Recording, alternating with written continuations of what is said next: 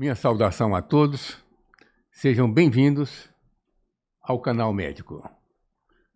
Hoje nós vamos ter a apresentação de um colega muito dedicado à mastologia, aqui presente, professor Roberto Vieira, nosso colega, nosso amigo, que tem dedicado muitas horas de seu tempo ao estudo das doenças da mama.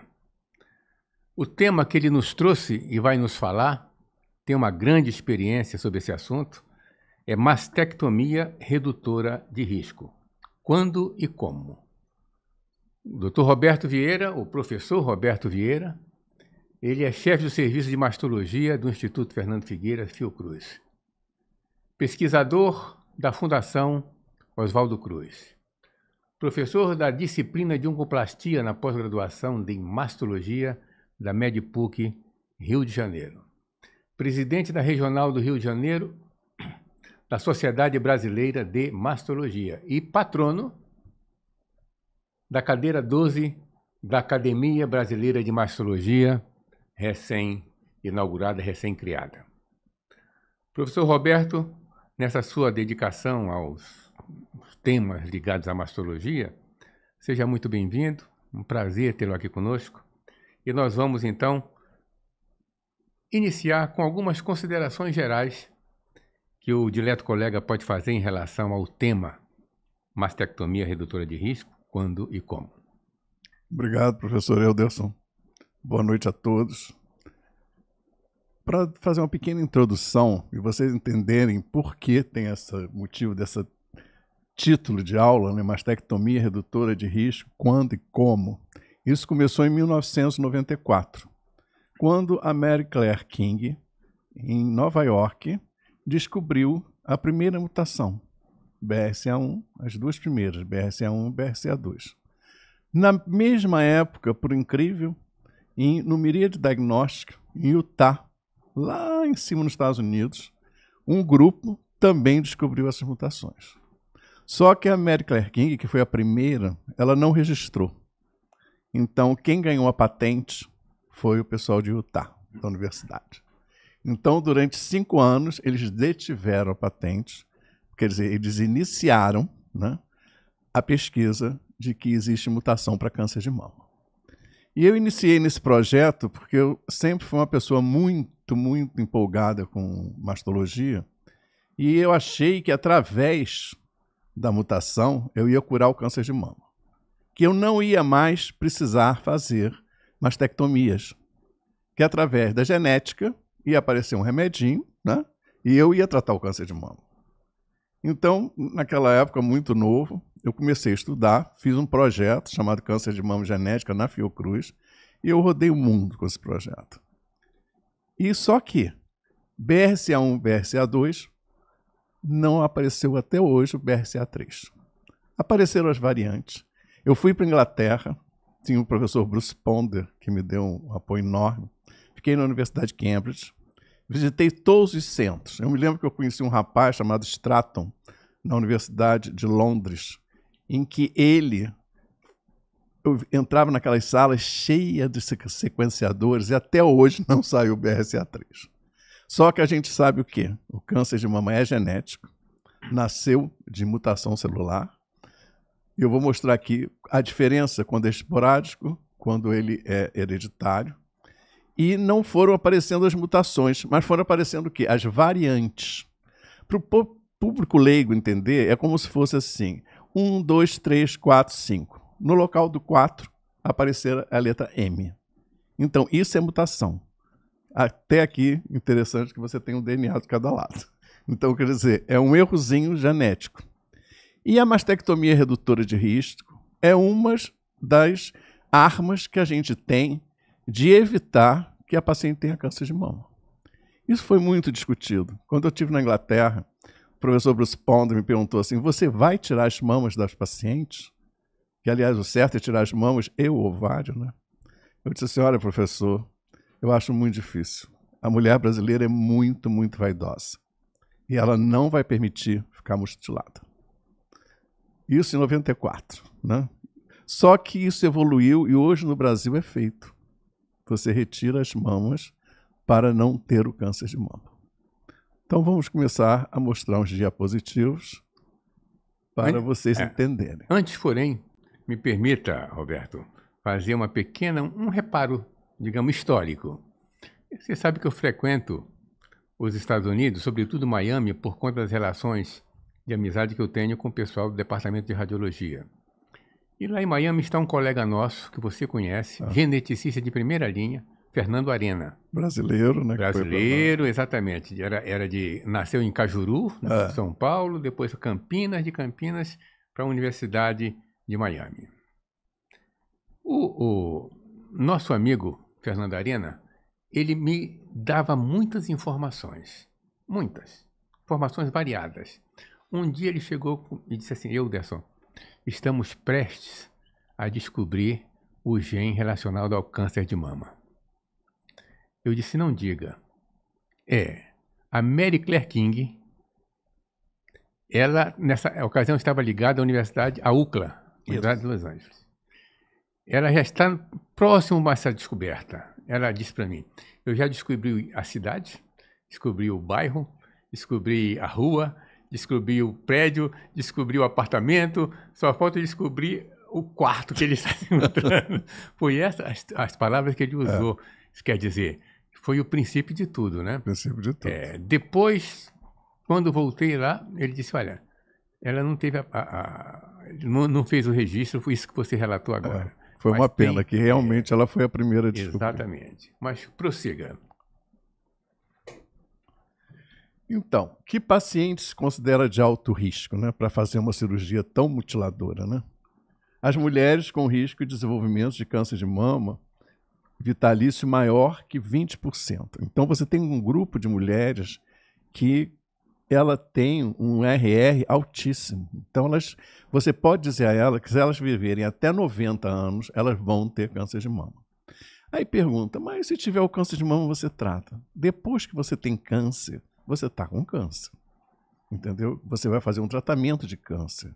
Você vai ter que fazer uma cirurgia, você vai ter que passar por uma quimioterapia, você vai ter que fazer uma radioterapia, que são coisas... Você lê uma bula de um quimioterápico, é assustador. Tem efeitos colaterais.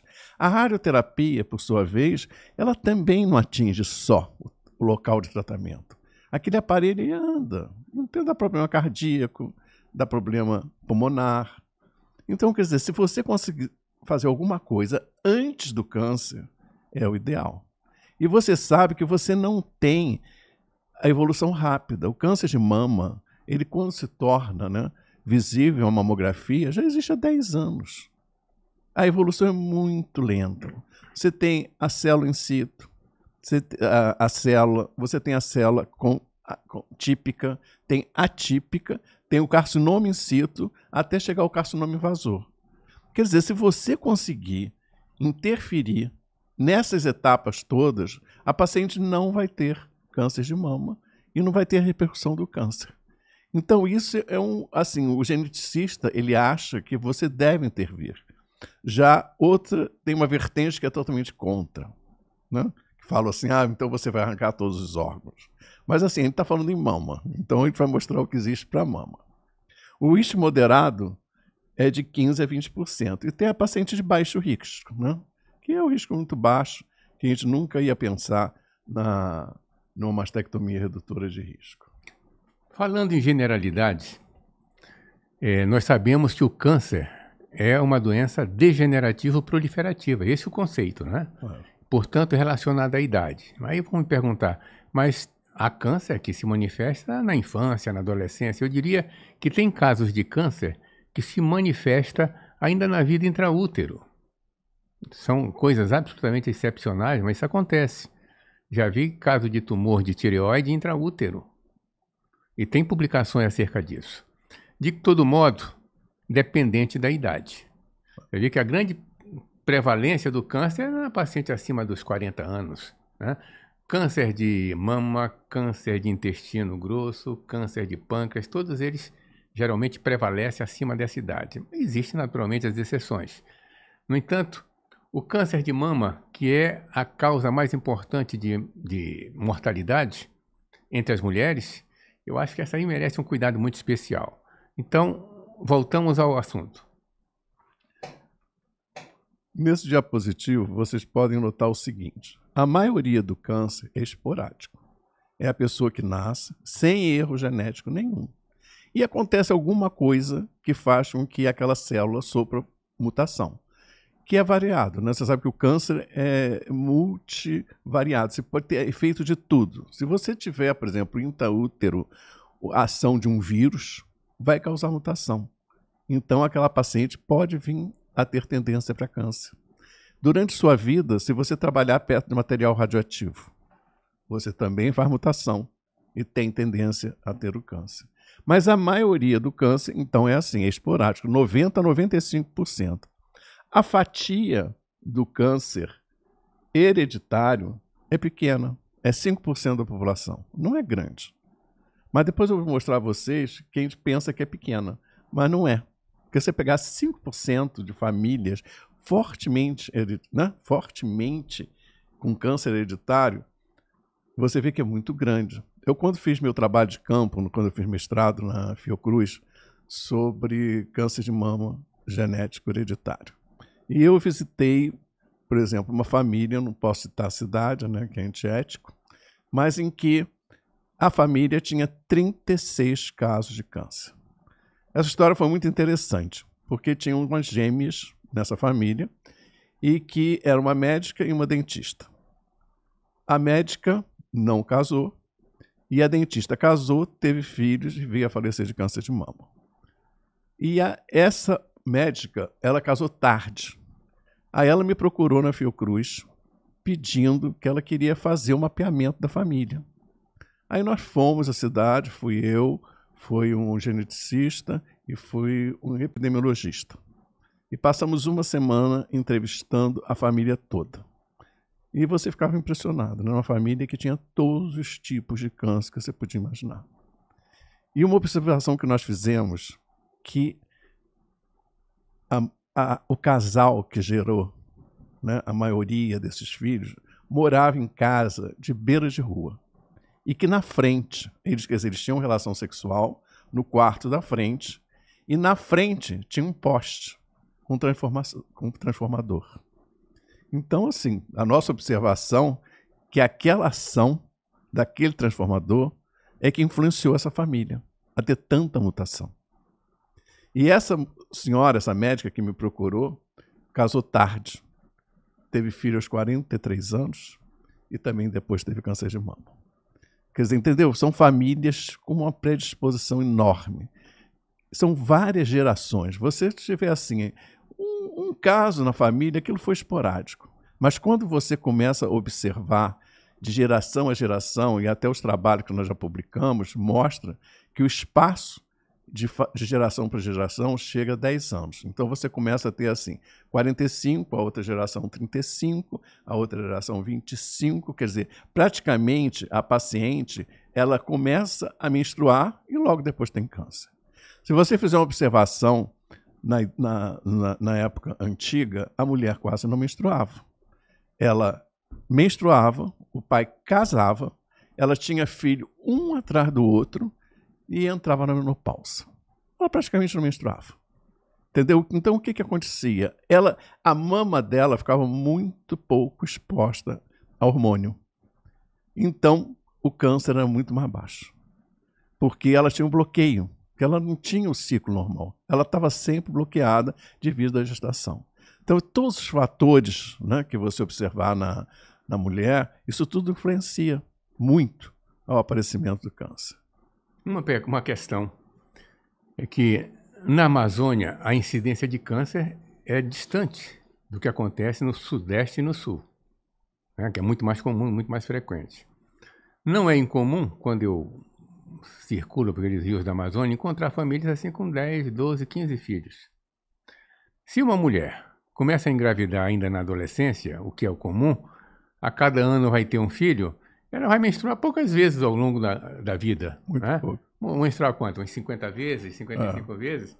Enquanto que uma mulher urbana como as nossas do Rio de Janeiro vão menstruar um número de vezes sensivelmente maior. Então é uma proteção que a mulher que engravida tem. Uma proteção espontânea, né? Espontânea. Normal.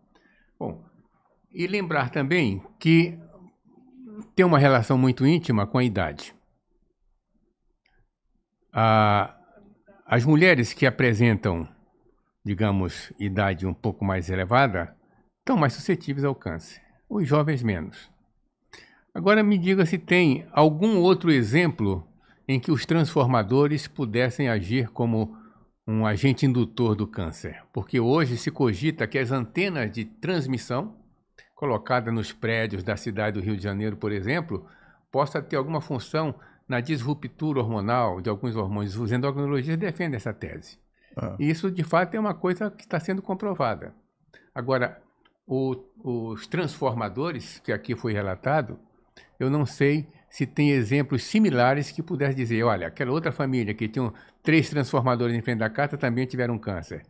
Que lhe parece essa hipótese? Olha, eles defendem o seguinte, que os transformadores, que as antenas de celulares, quando elas são bem reguladas, elas não causam câncer. Mas se não estiver bem regulado, claro que vai causar irradiação. Entendeu? Qualquer fonte de radiação. Por que o câncer cresceu tanto? A gente está aqui, está com o efeito da tela, né? Tá toda hora olhando no celular. Você dorme com o celular do lado, seu câncer de cérebro aumentou muito. Quer dizer, a gente vive num mundo de radiação, né? Você tem a televisão, você tem o computador, você tem celular, você tem tudo que causa mutação. E a irradiação causa mutação. Isso já está comprovado. Certo? E aqui, esse outro diapositivo mostra o câncer desse dia de 2016. Foi um dos primeiros trabalhos que o INCA fez, mostrando desde aquela época o câncer de mama feminino já era o que era dominante entre as mulheres aqui no Brasil e no mundo todo. Aqui no Brasil, a última tabela que eu vi inverteu um pouco, porque o norte e nordeste tem mais câncer de colo uterino do que câncer de mama, por incrível que pareça. Por causa do HPV, né, o vírus que causa mutação, então tem menos câncer de mama. E por outro fator que você falou, elas engravidam muito. Então a mama dela fica menos exposta à ação hormonal. Não quer dizer que o hormônio cause câncer, nem pensar. Mas o hormônio, ele alimenta o câncer. Ele induz a proliferação. Se você já tiver câncer e fizer, por exemplo, uma TRH, você vai acelerar aquele processo. Quer dizer, se você iria ter câncer só aos 90, você vai ter idade mais jovem, porque você está recebendo muita carga hormonal. Por isso que tem essa defesa de fazer reposição ou não. Ô, Roberto, pode voltar ao anterior. Eu, quando cheguei ao Rio de Janeiro, em 1975, eu fui assistir, na Sociedade de Medicina e Cirurgia do Rio de Janeiro, eu fui assistir a aula inaugural, que seria proferida por um colega. Na época, eu dei uma contribuição muito grande à medicina. E ele, então, fez a seguinte consideração. Falou sobre causa de mortalidade, que a mais importante é a doença cardiovascular, e falou que a segunda causa, aí passou para o Brasil e disse, olha, a segunda causa de mortalidade nos países desenvolvidos é o câncer. No Brasil, devido às macro-regiões que nós temos, é diferente. No sul, que tem um perfil mais rico, é o câncer. Quando vai para o Nordeste e Norte, são as doenças transmissíveis, as diarreias, essas coisas todas. E é um fato, uma constatação. Ainda hoje, você vê a dificuldade que se tem de dar uma boa assistência à saúde do povo ribeirinho. É tudo muito distante, muito precário. Então, por esse motivo, o câncer, de um modo geral, vai ser mais comum o câncer de colo. Mas os outros cânceres, talvez nem tanto. Menos câncer de mama, menos câncer gástrico. Melhor, o câncer gástrico talvez tenha uma incidência maior em estados que consomem muito os nitritos que estão presentes no tucupi. Isso aí é uma hipótese, não tem constatação, mas é uma hipótese dito pelo nosso amigo que digamos, fazia a parte de investigação epidemiológica e de saudosa memória, né? O nosso colega, como chama? Sérgio Koifman. Sérgio Koifman. Era o epidemiologista do projeto Câncer de Mama Genético. O Sérgio Cosma, ele me falou isso uma vez que ele foi orientar uma tese e disse: nós estamos com o seguinte tema, que nós vamos investigar. Ele levantou essa questão. Então, é perfeito. Isso para dizer que quando eu cheguei, havia, olha, veja só a importância ali. Mama feminina, cólon, a tireoide estava em 1, 2, 3, 4, 5, 6, sétima posição. Hoje está em quarta, o câncer de tireoide. Que é modificou muito. Né? Modificou muito. Esse slide é de 2016, esses dados, né? Foi um dos primeiros slides feitos aqui no Brasil, tá vendo? Estimativa de câncer, feito pela Coordenação de Prevenção e Vigilância Sanitária, aqui do INCA. Perfeito. Em que pese, digamos assim, a falta de perfeição dos dados, ainda não estamos perfeitos, mas é o que se tem. Né? O que se tem já dá para ter uma noção. Então aqui vocês podem observar o seguinte: 57 mil novos casos de câncer de mama hereditário vão dar 5.700 novos casos. Quer dizer, é um número muito expressivo. A gente pensa que é pouco, né? 5% da população, mas não é. Tem muita família de risco.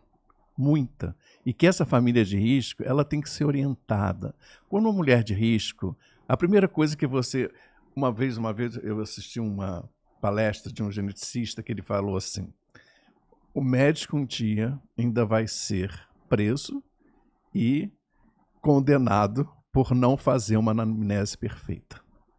Você tem que fazer a anamnese perfeita de um paciente.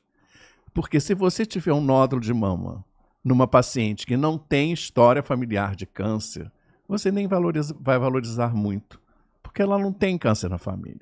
Agora, se você levantou a anamnese daquela paciente e ela tem 5 gerações com câncer, esse nódulo tem que ser visto de outra forma. Tem que ser investigado, tem que ser acompanhado, às vezes tem que ser puncionado, entendeu? Então muda totalmente.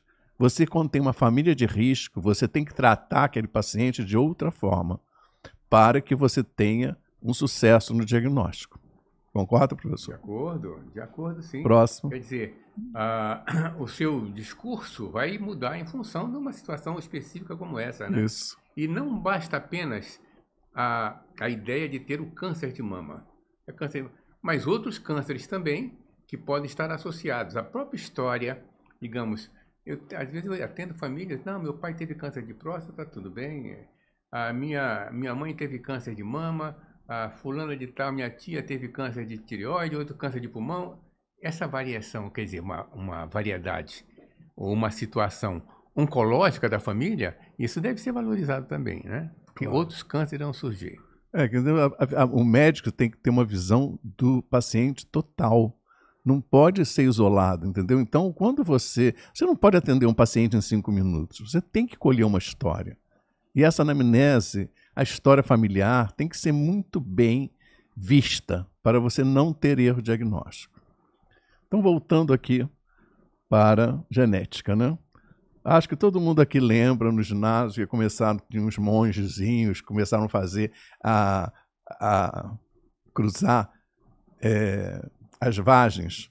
Então, né, ele começou a ver que tinha, quando ele fazia a hibridização, nasciam umas vagens de uma cor, outras de outra, e aí começou a observar o que era erro genético. E aqui, né, o James Watson, foi o prêmio de Nobel em 1962, ele viu o que está aqui. Ele descobriu o DNA. Ele viu as cadeias, ele viu RNA, ele viu que podia ter erro naquelas bolinhas. Então, a sequência, ele teve essa noção, tanto que ele foi um prêmio Nobel. Que hoje em dia, por exemplo, você pode fazer teste genético para ver se você vai ter os tipos de câncer no seu corpo que já sejam conhecidas as mutações. Então, você pode fazer um teste genético e ele vai te dizer assim, olha, Euderson, você não tem propensão nenhuma a câncer. Você vai morrer de quê? De hipertensão, diabetes, entendeu? Mas câncer, das mutações que você conhece, você não tem propensão. Apesar que tem muita paciente, né, que desenvolve câncer e que é de família de risco e você não consegue detectar mutação nenhuma. Quer dizer, pode ser o quê? Que eles chamam? Fresh mutation. A primeira mutação daquela família. Vocês têm noção, quando eu comecei a estudar genética e câncer, você entrava no computador e tem um sistema que todo mundo que descobre uma mutação vai lá e coloca naquele sistema. Tinha umas 100. Hoje em dia, todo dia aparece mutação, aparece variante, entendeu? A mutação é diária. Você vê os nossos vírus, né? Você vê as doenças que nós estamos passando, pandemia, tudo mutação. Então, isso tudo modificou. E modificou, cada vez mais aparece mais doença. E o câncer também tem várias mutações. Quer dizer, você chega à conclusão que você nunca vai tratar o câncer, curar o câncer, né, pela genética. Você melhorou o tratamento, né? Quando você sabe que o câncer é genético, hoje em dia os quimioterápicos são excelentes, né? Você tem quimioterápico que trata de paciente mutante e sobrevive vários anos. Você vê a mãe daquela nossa amiga, que ficou 6 anos com câncer de pâncreas, porque ela era mutante e usava uma droga genética que conseguia combater e manter ela viva. Controlava, tem o controle dela, né? Esses testes genéticos certamente são testes muito caros. O Brasil já dispõe na rede pública esses testes para fazer para a população? Eu acho que tem alguns locais de excelência que já tem. Que eu fico impressionado que tem locais no Brasil, inclusive saindo da grande centro, né? Você pode ficar assim, pasmo, que, por exemplo, Itaperuna, né? Tem locais que você tem tudo, impressionante. Porque, por exemplo, cidades que têm um royalty de petróleo alto, eles pagam os exames para a população. Entendeu? Eles têm muito dinheiro. Então, eles têm capacidade de proporcionar um tratamento muito bom ao paciente. Às vezes, eu pego o paciente, por exemplo, que não tem plano de saúde, e eu faço cirurgia, não tem como tratar, e eu vejo um colega num local desse para fazer a quimioterapia. Porque aqui entra uma fila enorme, é muita gente. Aqui nós sabemos que a chamada fila do CISREG é uma fila muito longa. Muita gente demais. Se, por exemplo, uma paciente que tem um câncer e precisa iniciar a terapia com quimioterápico, a dificuldade que você tem para encontrar isso, né? E são muito caros, né? Porque a quimioterapia, às vezes, existe um site chamado Advance Online, em que você coloca a idade da paciente, tamanho do tumor, isso tudo tem que ser pesado, para ver se a quimioterapia vai valer a pena. Nos países grandes, né, de primeiro mundo, você não faz quimioterapia sem um teste genético, um oncotype, né, em todas as pacientes. Porque quando você faz um oncotype, por exemplo, você estuda 21 genes daquele tumor. Você estuda no tumor. E você faz o teste genético e ele diz para você assim, ó, se ela fizer o tratamento, ela vai ter um ganho de 5%. Então não vale a pena. Entendeu? Então no Brasil o que fazia? Todo mundo fazia quimioterapia. Tendo que fazer ou não tendo que fazer. E agora não tem os testes genéticos que dizem se vai ser bom para você. Ou se não vai adiantar nada. Porque às vezes você com a cirurgia, né, e com hormonioterapia, você não precisa fazer a quimioterapia. Mas você tem que fazer o teste genético. Entendeu? E os testes genéticos são caros. Né? Entendeu? É uma coisa... Mas assim, no primeiro... se você raciocinar, se você juntar uma cirurgia, uma quimioterapia, radioterapia, você vai gastar mais de 300 mil reais para o paciente. Se você fizer o teste genético, você vai ter uma economia enorme. É uma coisa racional. Não é? Mas só que existem interesses que às vezes não permitem que você faça o teste genético. Porque você tem toda a indústria farmacêutica atrás da quimioterapia. É verdade. Vamos ver. Próximo. Então, mutações genéticas, né, estima-se que 5 a 10% dos casos de câncer estejam associados a alterações conhecidas. A presença do gene BRCA1, BRCA2 aumenta em 56% a 85%, gente. É muita coisa. Quer dizer, você faz o sequenciamento, paciente mutante, ela tem que saber que se ela viver até 90 anos, né? Até 90 anos, ela tem probabilidade de ter câncer de mama. E o risco de desenvolver câncer de mama, ovário, cólon e próstata. O mesmo gene é responsável por vários órgãos. Então, quando você tem uma paciente com câncer de mama, você tem que acompanhar o ovário, você tem que acompanhar o cólon e você tem que acompanhar a próstata do homem. Essas pessoas na família têm que ser muito vigiadas, porque elas podem vir a ter câncer. Em condições normais, nenhum homem vai ultrapassar a barreira dos 80 anos sem que não tenha uma célulazinha cancerosa na próstata, né? Claro, ele vai morrer aos 90 e o tumor não vai provocar. Eu não sei se você lembra, Eudelson. Tinha uma propaganda enorme de câncer de próstata que você não vê mais. Por quê? Porque qualquer coisa na próstata tirava-se a próstata do homem.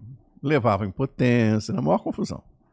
E depois eles têm um trabalho, né? Um trabalho que estudaram vários homens com mais de 90 anos, fazendo autópsia. Todos tinham câncer de próstata. Isso mesmo. E viveram até 90 anos. É verdade. Não é? Então, aqui foi o melhor trabalho que eu tenho na minha vida, né? No meu currículo, foi esse. Esse projeto que eu falo, Câncer de Mama Genética, eu trabalhei nele 14 anos. Eu consegui escrever um projeto, com uma equipe, claro que não vou eu só, e que eu consegui ganhar um dinheiro bom. Na época, em 94, era R$450 mil. E montei o laboratório de biologia molecular dentro do Fernandes Figueira. E aí consegui fazer um concurso para um biólogo molecular e trabalhar. Isso tudo para pesquisador no Brasil, coitado, sofre, entendeu? Aí tá, eu tinha um laboratório, eu tinha geladeira. Eu me lembro que uma vez eu cheguei para o diretor do hospital e falei, eu estou ficando com medo, garoto novo, né? Pô, eu saí em 5 televisões hoje, tudo por causa da Mary Claire King. E eu era da Fiocruz. Né? Então, assim, aí o diretor falou assim, Roberto, você não quer fazer pesquisa? Você precisa de dinheiro. Então você tem que mostrar ao mundo que isso está acontecendo. Que aí todas as agências que fomentam vão te ajudar. Outra história muito interessante. Você sabe que lá na Fiocruz é tudo eleito, né? Então eu fui eleito chefe do departamento da ginecologia. Eu fui da obstetrícia, depois ginecologia, depois eu fiz a mama. E na época o diretor era um geneticista. E ele chegou para mim e disse assim, câncer, Roberto, é no INCA. Assim mesmo. Você vai fazer diagnóstico, mas você vai encaminhar para o INCA tratar. Aí tá. Aí a doutora lá, Mary Claire King, descobre a mutação. Isso 15 dias, uma semana depois, ele me chama no gabinete e falou, Roberto, ó, você não gosta de mama? Gosto. Se você fizer um projeto para ter um laboratório aqui dentro, você faz o que você quiser. E eu te ajudo você a ir aonde você quiser. Realmente ele fez. Aí que eu consegui comprar um mamógrafo, comprar ultrassom, fazer o laboratório de biologia molecular, tudo porque o meu diretor era um geneticista e permitiu. Porque o Fernandes Figueira, a característica dele era o quê? Era ter o parto para a criança ir para a pediatria e a neonatologia. Depois fizeram a ginecologia para corrigir os defeitos do parto. Certo? Só que a ginecologia cresceu muito. E aí começaram a aparecer o câncer de mama. E aí foi crescendo lá do câncer de mama. Então tinha uma geladeira cheia de DNA de paciente de risco. Eu colhia isso, todo mundo, você não pode nem calcular. Filho de artista, mãe de artista, de todos os estados do Brasil, aquele mundo de DNA, eu não conseguia sequenciar. Aí eu fui convidado pelo pessoal de Utah a mandar para lá para ele fazer uma publicação. Aí lá fui eu para Utah.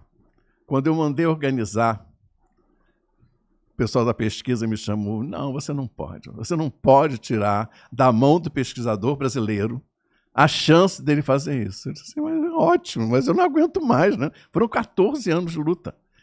Aí eu falei, não, então tá bom, eu vou levar 100. Eu levei 100 DNAs comigo. Aí tá, cheguei lá, eles fizeram, aí apareceram umas mutações. Mas um dia me aparece um rapaz chamado Steve Nerold. É o mais famoso dono de banco de DNA do mundo, que fica no Canadá. Ele descobriu que eu, na Fiocruz, tinha uma geladeira cheia. Aí o cara apareceu, conversou comigo, e aí eu fui lá no laboratório e mostrei. Os olhos do homem brilhavam, né? Aí ele falou assim, Roberto, se você me mandar isso oficialmente pelo governo, entendeu? Em 6 meses você vai ter uma publicação. E foi o que aconteceu.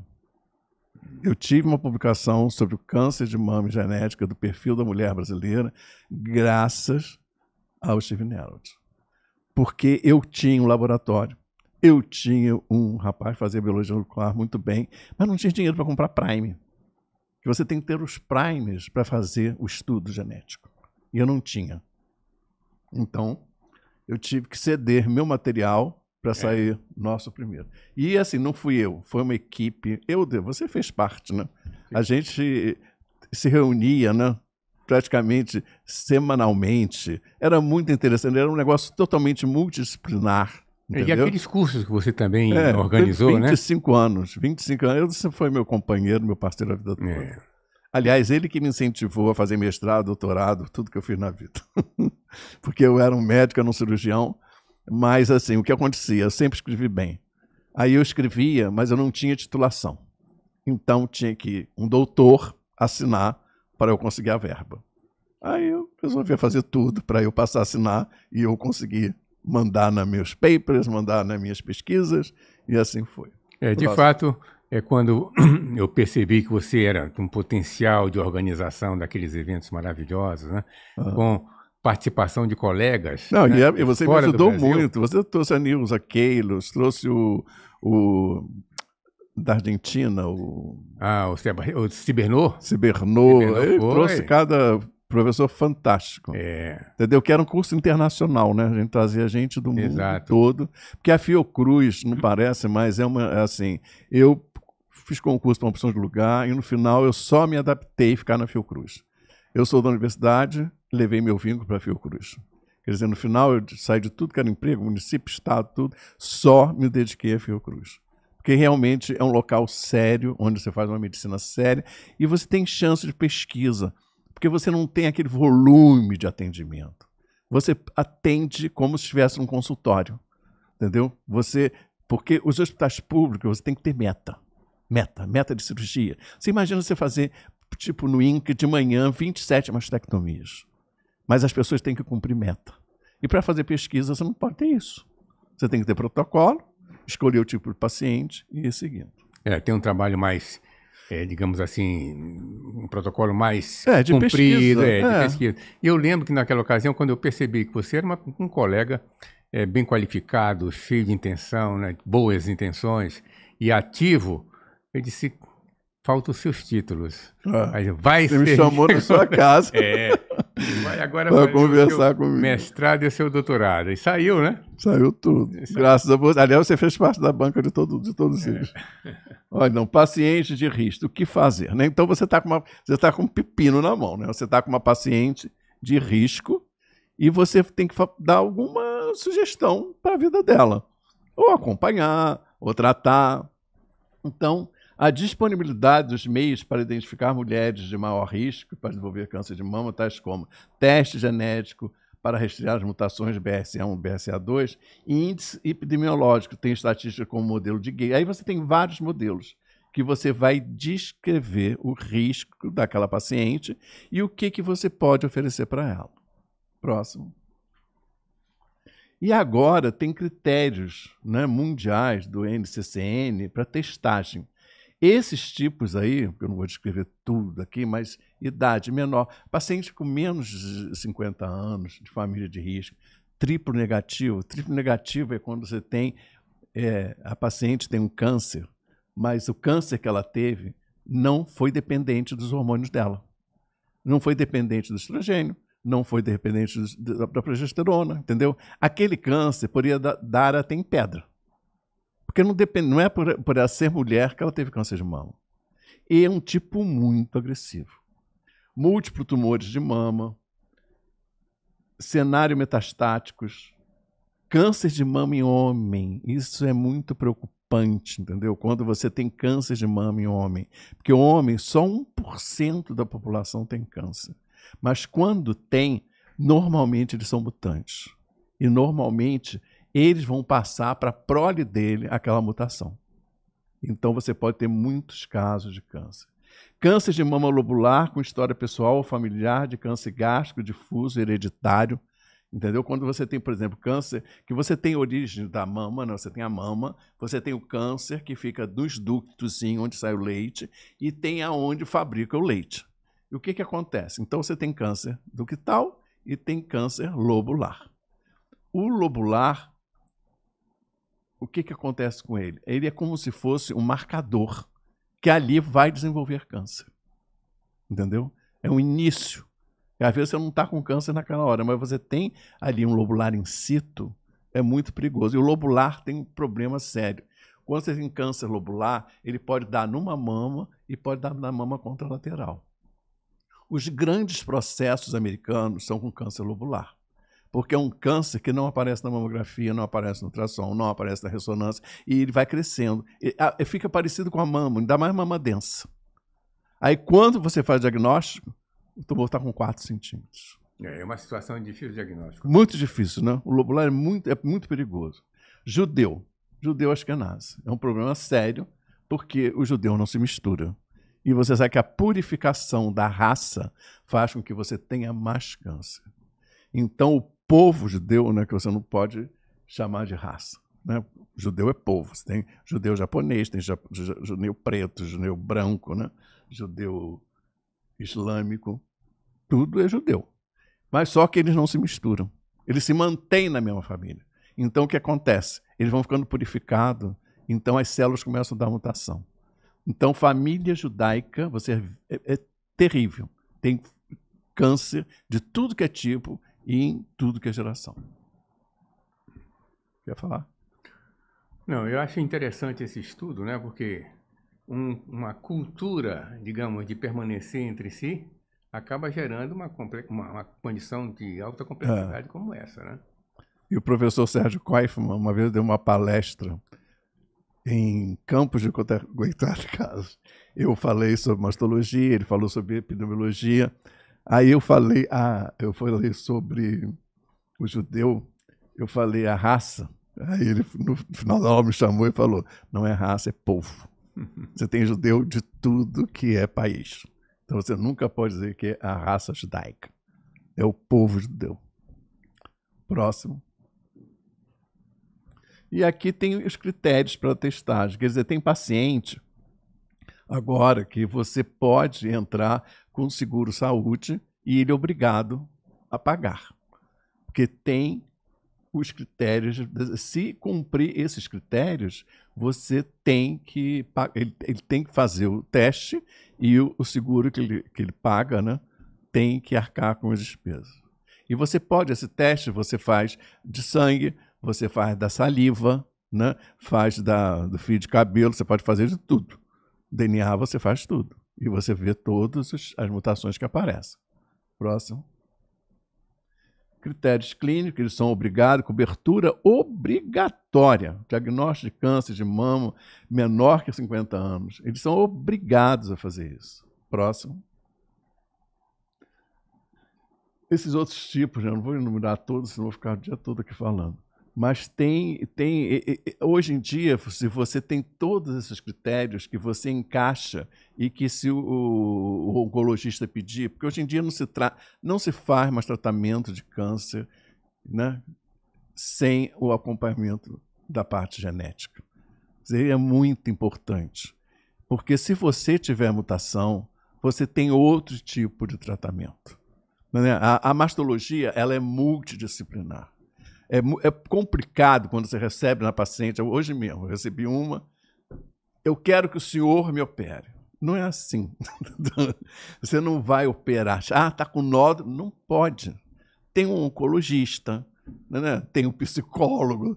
É multidisciplinar, porque tem. Você, por exemplo, mexer num tumor triplo negativo, como eu te expliquei, que é aquele que pode dar até em pedra, você vai prejudicar a paciente. Todo triplo negativo tem que fazer químio antes da cirurgia. Entendeu? Se você operar a paciente, espera 30 dias para cicatrizar, para depois mandar para a químio, você está tirando a sobrevida dessa paciente. Entendeu? Não se aceita mais isso. Quer dizer, o mastologista, hoje, claro que eu tive o privilégio de ser da Fiocruz, né? Não é o mundo todo, não é aquele colega, coitado, que está na periferia, tendo que atender 70 pacientes na manhã, entendeu? Eu fiz uma medicina e eu agradeço tudo da minha vida ao governo, que eu nunca paguei nada, entendeu? Tudo meu foi pago pelo governo. Mestrado, doutorado, toda a minha viagem no exterior, todas as pesquisas que eu fiz, eu não viajei praticamente pagando nada para mim. Eu pagava para minha esposa quando ia junto. Mas assim, ficar em Cambridge, tudo isso, quem me bancou foi porque eu escrevia, né? E isso eu aprendi. Você tem que escrever tudo. Escreva tudo. Se você pegar essa caneta, escreve como ela é, aponta como ela é, entendeu? Bota no papel. Aí o mundo vai saber o que você fez. Agora, se você for um grande médico, um grande cirurgião, você morre com tudo que você fez ali. Você não passou para ninguém. Você não escreveu nada. Então, ninguém vai saber a sua história. Então, isso eu acho que para a formação dos colegas que estão nos assistindo, isso escreva. A gente, já tem. Eu me lembro, quando eu entrei, eu fui secretário da Nacional, né, do Ricardo Chagas. E eu falei, Ricardo, eu só entro, eu sempre gostei de livro, tudo, né, se a gente fizer o primeiro compêndio de mastologia, porque não existe. Tem de pediatria, tem de tudo, né? Cardiologia, mas não tem de mastologia. Se você megalomaníaco, não. A gente vai pegar o Brasil inteiro, cada colega vai escrever um capítulo, eu sempre fiz livros assim, e vai sair 2 tomos, que é o único livro que a gente tem. Mas, entendeu? Eu acho assim, o colega jovem tem que ter uma referência. Entendeu? Ele vai estudar um pouquinho aqui, um pouquinho ali, não, ele tem que ter aquela Bíblia, né, Elderson? Para ele seguir os passos e ter sua formação. Aquela produção que vocês fizeram foi simplesmente fantástica, né? Convidaram vários colegas do Brasil inteiro, cada um contribuiu com um capítulo. 1.600 páginas tem. E a melhor coisa do mundo é você escrever um livro com vários colegas. Sabe por quê? Você tem que corrigir, tem que revisar. Então, uma forma de você ficar super up to date, né? Porque você está lendo aquilo, está corrigindo, você vai discutir com um colega, se você achar que está ruim, né? Às vezes você tem até que o problema você vai fazer um livro, o problema é assim, todo mundo quer fazer. Se você pede assim, faz um capítulo sobre carcinoma in situ. Aí ele vai começar como? História da medicina. Aí ele vai falar quem descobriu o primeiro tumor. Não é assim, né? Cada capítulo é um capítulo. Então você tem que deter no que você está escrevendo.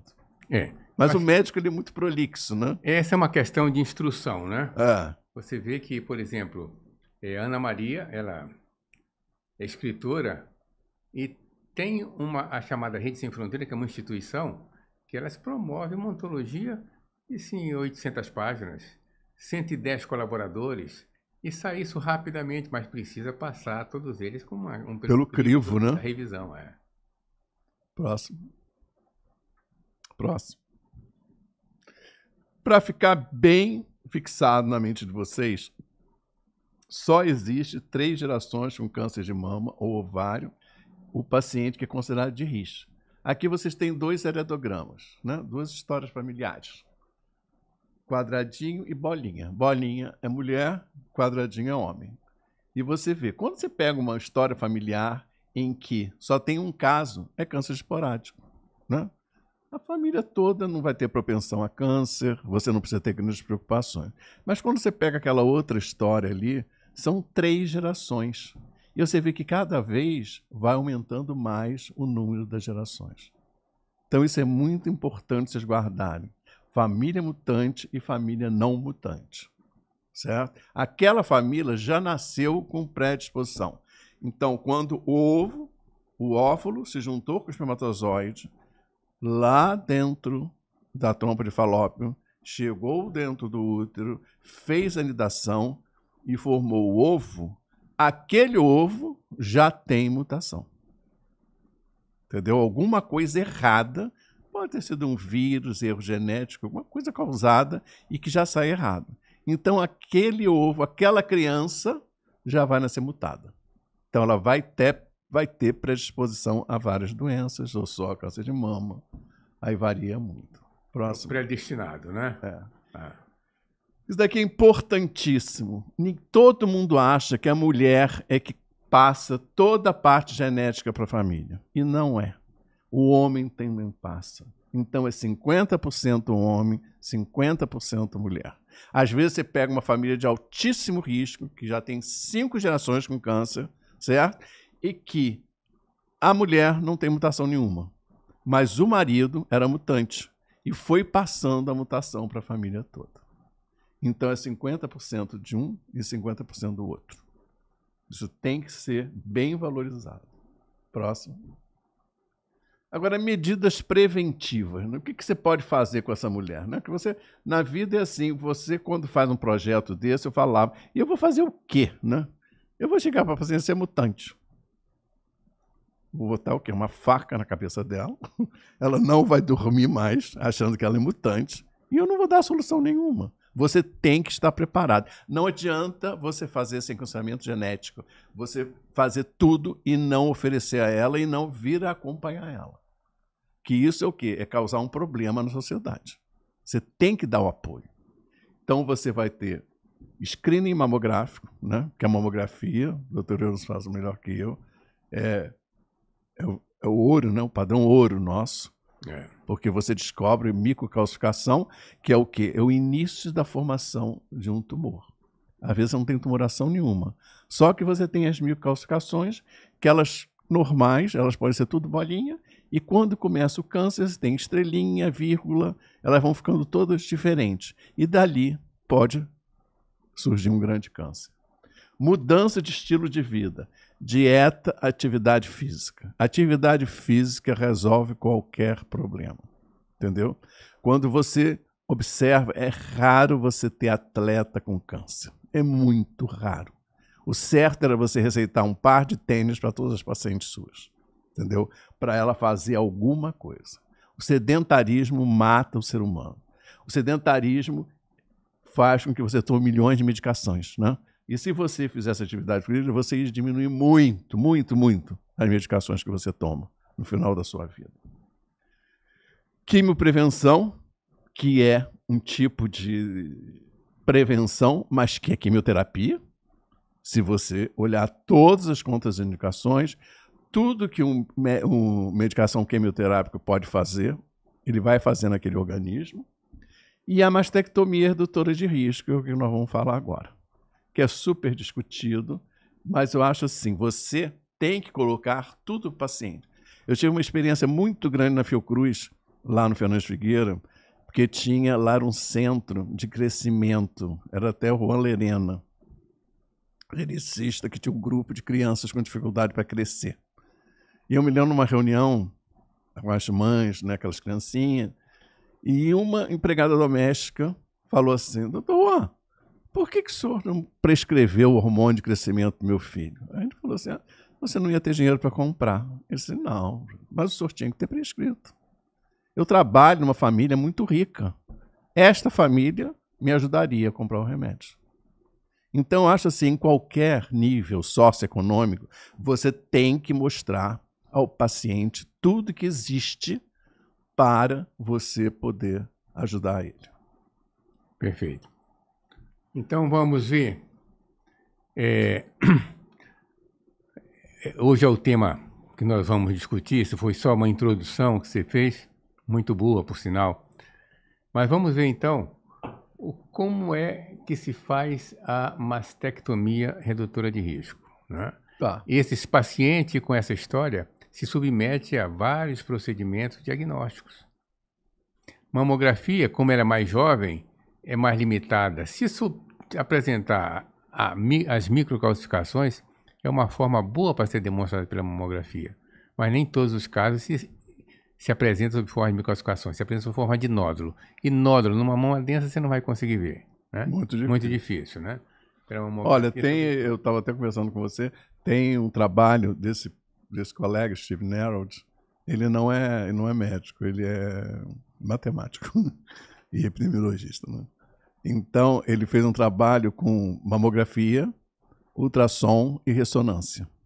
e em famílias mutantes, em 300 famílias mutantes.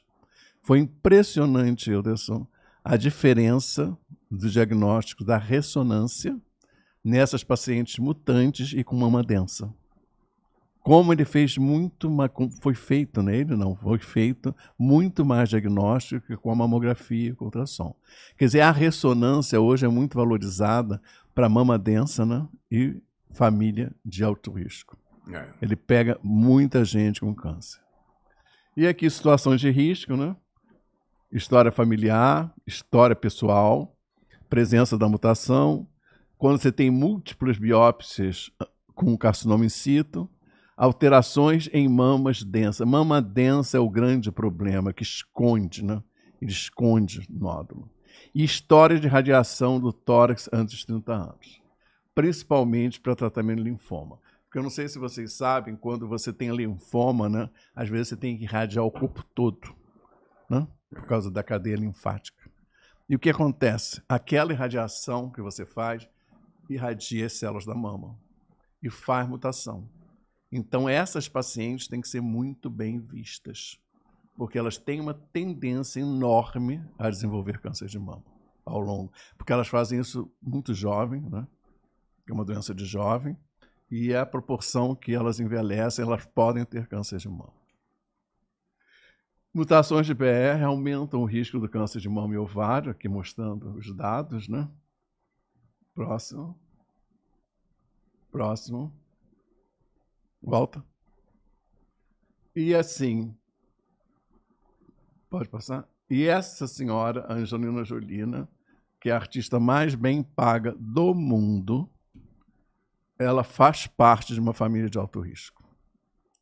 E ela viu morrer muita gente com câncer de mama e ovário na família dela. Então, ela tirou as mamas e depois também tirou os ovários.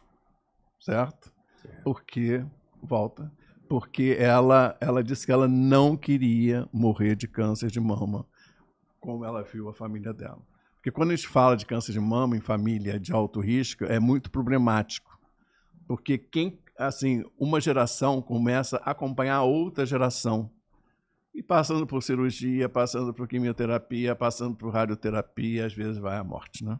Então, isso é seríssimo. Aquela pessoa vai ficando neurótica com aquele ambiente de câncer e vai fazendo uma cancerofobia. E tem isso, cancerofobia. Então, ela tem essa opção, que pode ser dada dela fazer a mastectomia redutora de risco.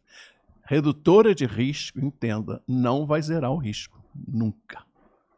Isso mesmo, isso aí é um conceito... Se ficar uma célula de Exato, mama... que se entenda, porque quando se faz Vou adiantar um pouquinho aqui.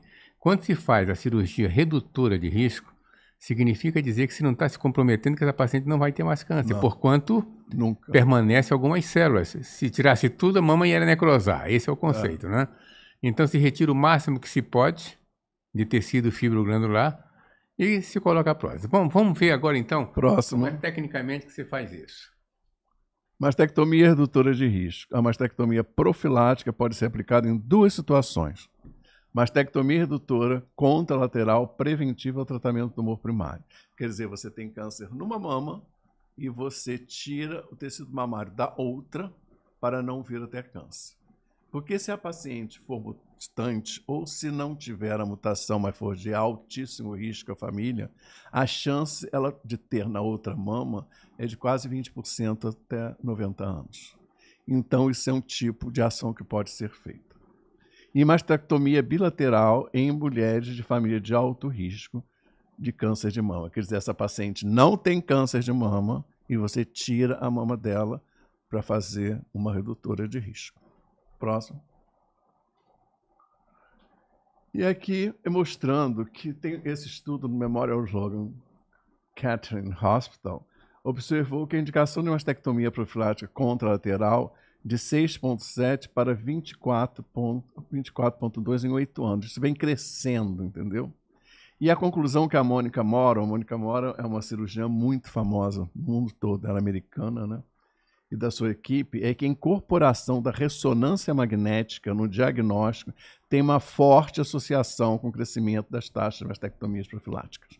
Porque com a ressonância foi detectada muita alteração na mama. Então, as americanas tiraram muito.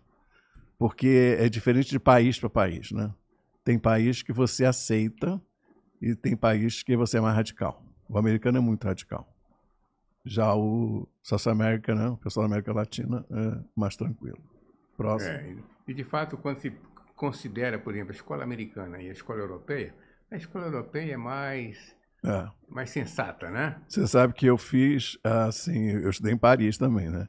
E no Gustavo Roussy, eu me lembro que eu fui assistir a uma entrevista de uma senhora que ia fazer mastectomia. Olha, na França, para você tirar uma mama, tirar um órgão, são várias abordagens, entendeu? Eles não assim, né? Eu fiquei impressionado que aqui não. Câncer, mastectomia. Né? Na minha época, isso há 50 anos passados, não tinha, a paciente não tinha escolha. E lá não, lá tinha a parte social, sabe? A parte psicológica. E se a paciente dissesse que não queria tirar, não tirava. Ela tem direito a nascer e a morrer. Eles valorizam isso, entendeu? Então, isso aí eu acho que é muito importante. Agora ele fala o seguinte, sabendo que 6% farão um câncer na mama contralateral em 10 anos e 12% em 20 anos. Então, esse dado é que favorece a você fazer a mastectomia contralateral. Isso é a maior discussão. Se você leva em congresso, é uma brigalhada danada, mas o problema é que assim, o geneticista, ele atualmente é mais enfático. Ele manda fazer. E aí você fica numa situação, se você não fizer, o seu colega do lado vai fazer. E você fica numa situação muito ruim, porque teve um caso de uma paciente que o médico em São Paulo não pediu uma ressonância. E, por acaso, a ressonância mostrou um tumor. E era triplo negativo. Esse médico, radiologista, foi condenado, teve que pagar uma indenização enorme. Isso foi um caso atual. Quer dizer, hoje em dia está complicado. Você tem que valorizar os casos. Mama densa, entendeu? Você não pode se recusar a pedir o exame. Próximo. Indicação. É fundamental a seleção individualizada da paciente com propedêutica por imagem incluindo mamografia, ultrassom, ressonância. Deve ser feita uma avaliação de equipe multidisciplinar, mastologista, oncologista, cirurgião plástico, psicólogo e geneticista. Hoje em dia você tem um mastologista que também faz oncoplastia. Para definir se há indicação para cirurgia, a melhor técnica cirúrgica e a melhor opção de reconstrução. A paciente está preparada para um eventual resultado estético insatisfatório. É uma cirurgia que não é para qualquer um fazer, entendeu? Se você não souber indicar, você vai ter um sinal muito triste. Porque eu vou mostrar depois, tem muita complicação. Se você tiver uma paciente fumante, se você tiver uma paciente diabética, se você tiver uma paciente hipertensa e você indicar a mastectomia, não vai dar certo. Paciente fumante necrosa, as estruturas não ficam boas. Quer dizer, para você ter um final feliz, você tem que saber indicar, porque senão não vai dar certo. Próximo. E aqui são os estudos mostrando, né, que em comparação 180 com câncer de 378 não mastectomia, por 90% de redução do risco. Realmente você não chega a 100, mas você chega a 90% quando você faz a mastectomia redutora de risco. Esse slide é interessante, próximo. Ele mostra o seguinte, próximo. Você se tirar as mamas e tirar os ovários, você chega a 98%. A paciente vai ficar só com 2% de chance de ter câncer. Mas é muito radical, né? Você tirou a mama da paciente e colocou ela na menopausa, né? É muito sério. Você imagina uma paciente jovem na menopausa, né? Vai ter vagina seca, pele seca, mau humor. Ela entrou na menopausa cirúrgica. Foi muito repentino aquele caso na vida dela. Então, isso é uma coisa muito radical. E se você fizer isso, você tem que... A paciente está muito preparada psicologicamente, porque senão vai ter muito problema. Foi isso que a atriz fez, não é isso? Foi. Fez os dois. Ela fez e decidiu, concordou. Quer dizer, o nível cultural da mulher brasileira e da mulher europeia são bem diferentes, né? Totalmente. Entendeu? Totalmente. O que você lembra, na Idade Média, a mulher na menopausa, o homem, na Idade Média, ele tinha casa e tinha um quarto embaixo. Quando a mulher não estava na menopausa, ele trancava a mulher no quarto. Até ela passar da crise da menopausa. Não tinha remédio, a paciente ficava... Tem umas que ficam completamente loucas, né? Compra falta de hormônio, estrogênio, progesterona. Tem pacientes que levam loucura, ondas de calor, folgaço, né? A pele não fica boa, vagina seca, quer dizer, tudo contra ela, de repente. Né? Toda aquela vivacidade que o estrogênio dá, né? A pele úmida. Você imagina se tira isso da noite para o dia. É complicado. Então tem que ter uma avaliação psicológica. A opção cirúrgica deve ser feita conjuntamente, sem pressa. Isso é uma coisa que você não pode marcar na consulta. Tem que ser várias abordagens. Ela tem que ir para casa, pensar, falar com a família, entendeu? Falar com o marido, falar com... para ver o que vai ser na vida dela. Porque vai mudar. Quem faz a mastectomia redutora de risco tem que lembrar que ela perde totalmente a sensibilidade. A pele da mama, a areola, a papila, a parte que influencia o relacionamento sexual, ela vai perder tudo. Ela fica fria. A mama fica até com temperatura diferente do resto do corpo. Quer dizer, isso tudo tem que ser pesado. Próximo. Técnicas cirúrgicas consistem em tirada do parênquima glandular bilateral. Agora, tem gente radical, né, que faz a mastectomia simples ou total, com retirada de toda a glândula, inclusive a areola e papila, como tem a adenomastectomia, preservadora de pele, do CAP, retirada da glândula. Essa técnica deixa maior proporção de tecido mamário residual. Entendeu? Quando você tira tudo, você deixa tecido mamário nenhum. Quando você faz isso, você deixa um pouquinho de tecido. Adenomastectomia, com preservação de pele e o máximo de tecido, mas você tem que lembrar o seguinte, você não sabe como é importante, né, para a mulher a areola e a papila. Né? É muito. Você vê que a paciente bota o biquíni, ela mostra a mama, mas ela tapa a areola e a papila. Quando você vai fazer uma cirurgia, a primeira coisa que a paciente fala para você, doutor, porque você tem que falar, né? Olha, se tiver câncer até a areola papila, eu vou ter que tirar. Você pode até reconstruir, né? Com o tecido da coxa, da parte interna, que a coloração é mesmo, pode tatuar, mas se você consegue deixar, tanto que a gente pede ao patologista, faz um shave, né? Um raspadinho ali na areola papila e pede para o patologista ver, para ver se tem mesmo indicação de você tirar aquela areola papila. Que aquilo é fundamental para a vida dela. Entendeu? Você acaba com o psicológico da paciente quando ela perde a areola papila. A mama é tida como um símbolo da sexualidade, né? Não tenha dúvida, não. E a mulher sem mama é um desastre. Tem que mexer muito, como se diz, preparar muito a sua mente para que possa aceitar isso. Ainda mais se você raciocinar, por exemplo, você quando faz reconstrução, que você tira e coloca uma prótese, para o sul, a paciente pede para botar aquela prótese em gota, aquela natural. Para cima do Rio de Janeiro, todo mundo quer redonda. Que todo mundo quer ficar com a mama igual a de Madame Pompadour, com aquele colo bonito. Porque ela usa biquíni. A do sul, não. Ela vive com casaco. Ele vive com a mama coberta. Sim. Mas é impressionante a diferença do número de próteses. Gota no sul e redonda, né, no norte e nordeste. Próximo. A reconstrução pode ser com implante de silicone, expansores temporários ou definitivos, retalho muscular de abdômen e grande dorsal. E no pré-operatório é importante descrever a cirurgia, mostrar imagens tanto de bons resultados quanto de outros menos satisfatórios com diferentes técnicas. Além disso, vale informar a paciente sobre o risco de complicação. Então, você tem que mostrar isso tudo a ela. Quando você faz reconstrução, que eu faço reconstrução, né? Eu comecei com o professor Jean-Marc Piat, em Estrasburgo, né? Que eu conheci ele em Natal, e ele me empolgou muito para eu fazer. Ele falou, porque eu sempre trabalhei com cirurgião plástico, mas ele falou que ele assim, o Jean-Marc Piat, ele foi aluno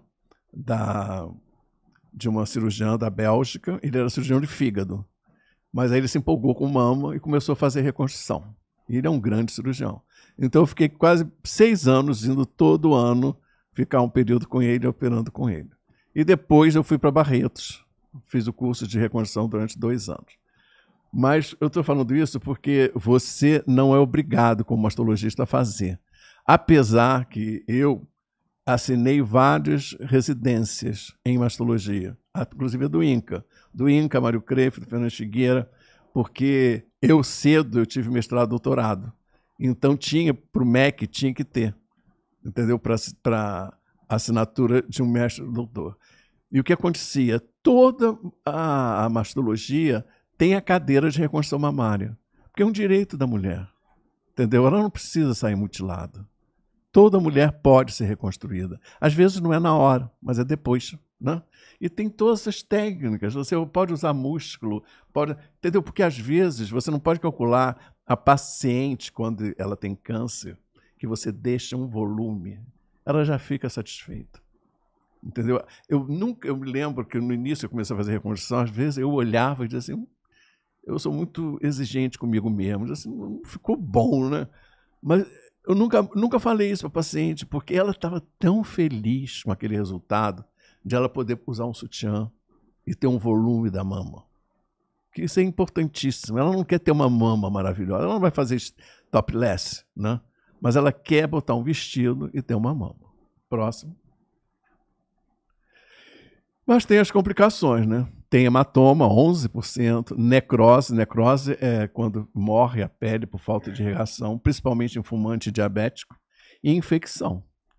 E quem bota a cápsula pode ter contratura ou pode ter um mau resultado estético, certo? O enxerto de tecido adiposo está dentro desse contexto? Tá, isso daí chama-se refinamento, entendeu? Você pode, assim, aqui na França, né?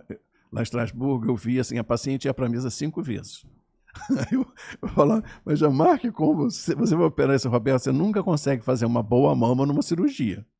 Entendeu? Então você faz a primeira reconstrução, depois você faz isso, depois você faz enxerto de gordura, você tira da coxa, do culote, entre as pernas, tira aquela gordura e aplica na mama. Entendeu? E aí você fica com um formato bonito.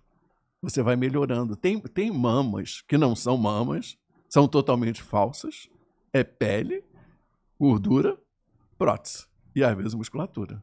Mas fica lindo. Dá sorte, né? E dá tudo certo. Próximo.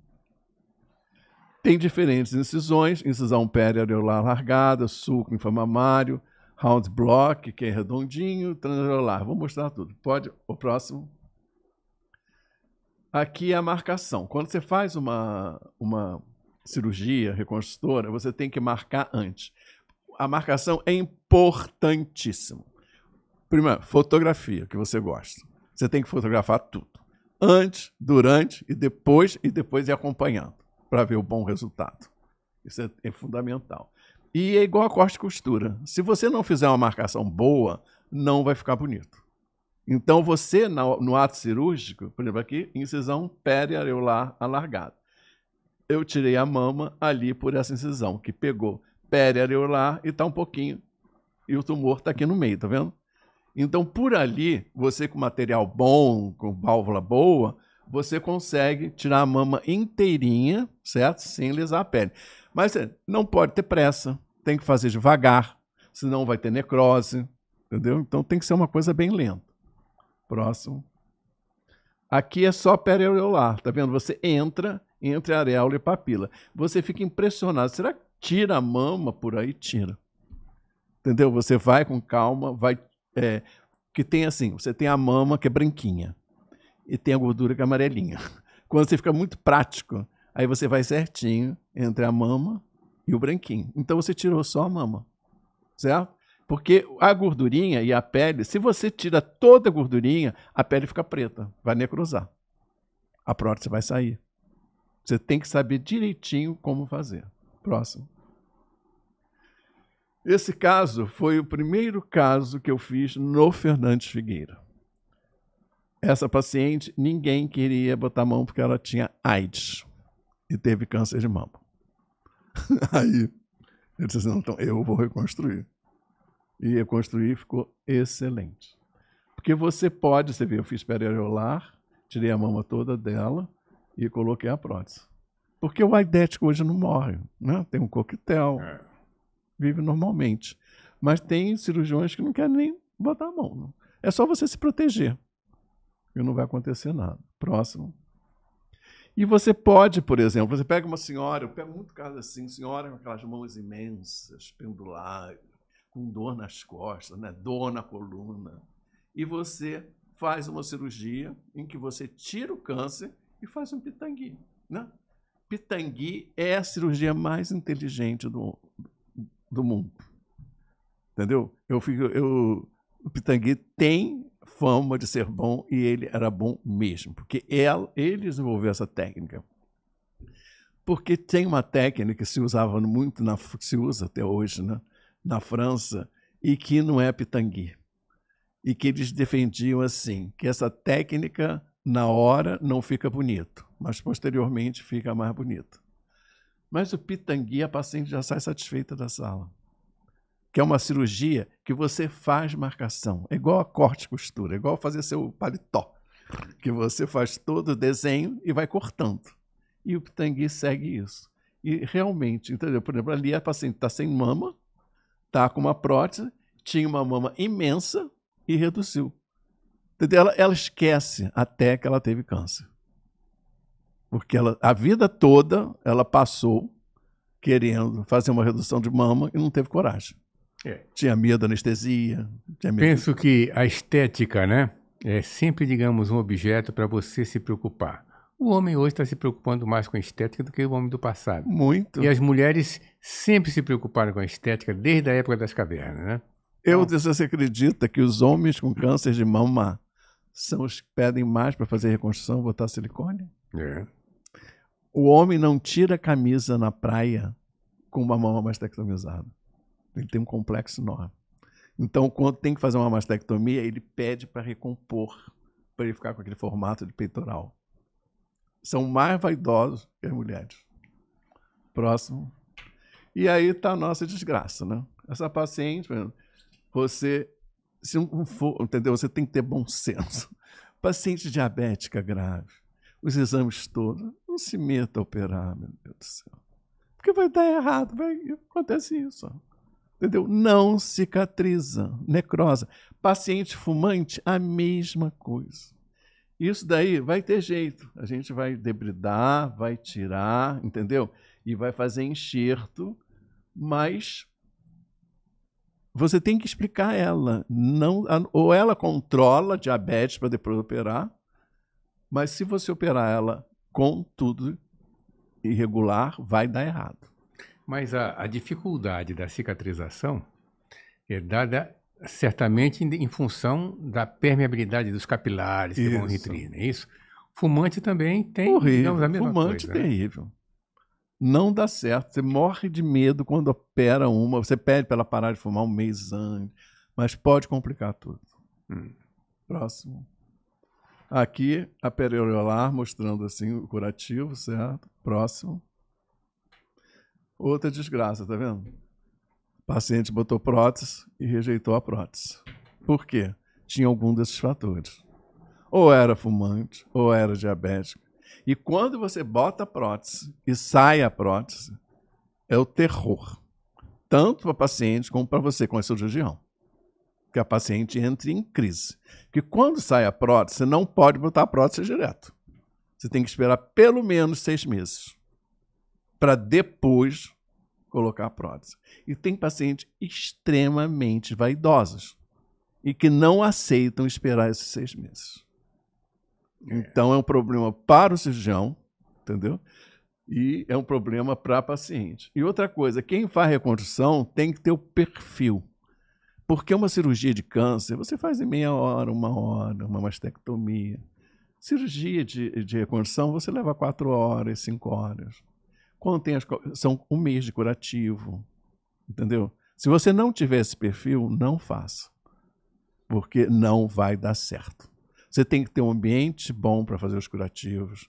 Para dar tudo certo, você tem que estar em cima da paciente. Senão vai dar errado. Próximo. E a localização da prótese pode ser embaixo do músculo. Você levanta o grande peitoral, faz um envelope, coloca a prótese e fecha com serrátil, que é outro músculo. Fica bonito, mas tem aquelas complicações. Como está embaixo de um músculo, qualquer movimento da paciente dói. Tem paciente que tem dor para o resto da vida.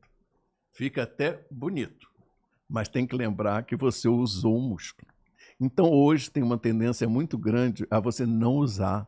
Se você tiver uma boa pele, se você tiver uma gordurinha boa debaixo da pele, você não colocar embaixo do músculo, botar debaixo da glândula, do restinho da glândula que ficou. Próximo. E toda paciente pode reconstruir, está vendo? Uma paciente mastectomizada bilateral. Botou expansor, depois botou a prótese, ainda fez a areola e a papila. Quer dizer, agora tem isso aí, não é feito da noite para o dia, né? Isso tem que ser devagar, são várias etapas. Tem etapa, como você falou, etapa de refinamento, de colocação de tecido. Isso tudo é bem lento, né? Próximo. Necrose da areola papila, como eu falei. Fumante, incisões periareolares, que você faz uma incisão muito incisa, que tira a vascularização. Espessura glandular conservada atrás do cara, tem que ter menos. Se você deixar pouco tecido, necrose. 50 pacientes, 13 casos, quer dizer, 26% de necrose parcial do CAP. Se não for bem abordado e não fizer por mãos hábeis. Entendeu? Eu me lembro quando eu fiz o curso de Barreto, aí que você vê, quem está começando dá tudo errado. Você fazia cirurgias lindas, aí depois ia acompanhar, necrosava toda a areola e papila. Mas não adianta, é mão, entendeu? É você ter o olho clínico e saber dissecar e saber até onde você pode deixar.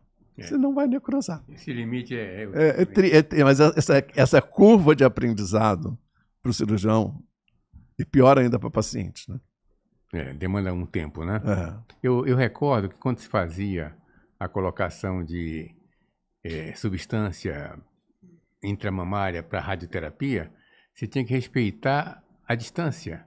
Se ficasse menos que 1 centímetro, necrosava a pele. Tem que ter um cuidado muito grande. Muito grande. Próximo.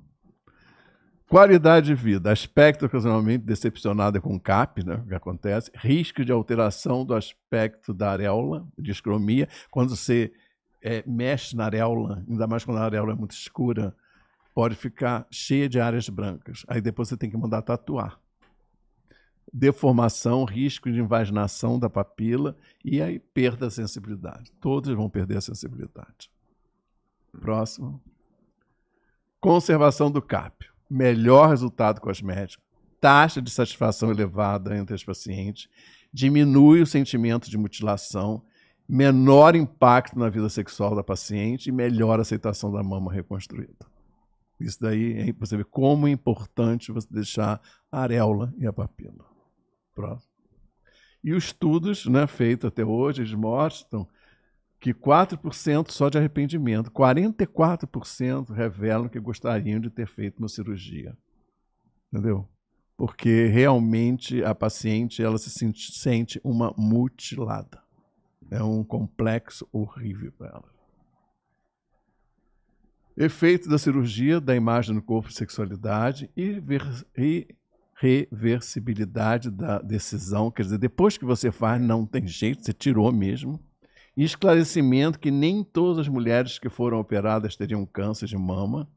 E estudos demonstram que a redução de 90% na incidência e 81% a 94% no risco de morte por câncer de mama. Quer dizer, é bem alto isso. Elevado. Elevado. Próximo.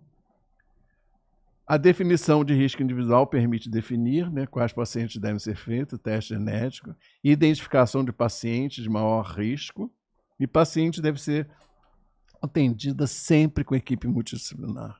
Sempre. Mastectomia irredutível deve ser adotada após análise criteriosa. Sempre. Você não deve... Não, a paciente chegou, eu quero fazer, faz. Não pode. Entendeu? É triste, você discute com a paciente, é um problema. Aqui são meus netos, infelizmente não são mais desse tamanho, né? Essa daqui maior já está no 3º ano de medicina. Mas é a melhor fase da vida dos nossos filhos. Curta bastante a sua. Próximo. E nós tivemos vários livros na Fiocruz sobre formação. Nós temos em ginecologia e obstetrícia e temos em mastologia. E aqui são perguntas e respostas. Inclusive você fez parte. Participei dos dois, sim. Porque para você tirar o título de mastologista é uma prova muito difícil. E 430% passa, né? Então, se você pegar o compêndio e pegar esse tipo de livro, você passa. Entendeu? Porque aqui a prova está aí dentro. A prova está aí dentro. Próximo. Obrigado. Muito bem, meus amigos. Tem um agradecimento especial ao Dr. Roberto Vieira pela sua contribuição para o progresso do ensino da mastologia no Brasil. Esse curso, a sua participação, a sua aula, conferência, se chame de que quiser, mas foi muito brilhante. Ela vai ser colocada à disposição de toda a classe médica. O canal médico que nós temos aqui, ela certamente constitui um instrumento de divulgação que você vai estar presente. Eu penso que até fora do país essa aula vai estar. Alguém que poderá assistir na França, poderá assistir lá na Colômbia, poderá assistir em outros lugares. E é colocado, então, a Vera está aqui, nossa, digamos, a coordenadora, ela vai, então, mandar o acesso de todos que quiserem, vai estar no canal médico. Então, acessando o canal médico, você terá essa aula. Foi um prazer muito grande tê-lo aqui. Obrigado pelos ensinamentos, veja quanto eu aprendi, não é? E certamente os colegas que não vivenciam isso terão a chance de aprender também. Obrigado por ter pelo vindo. convite. Obrigado.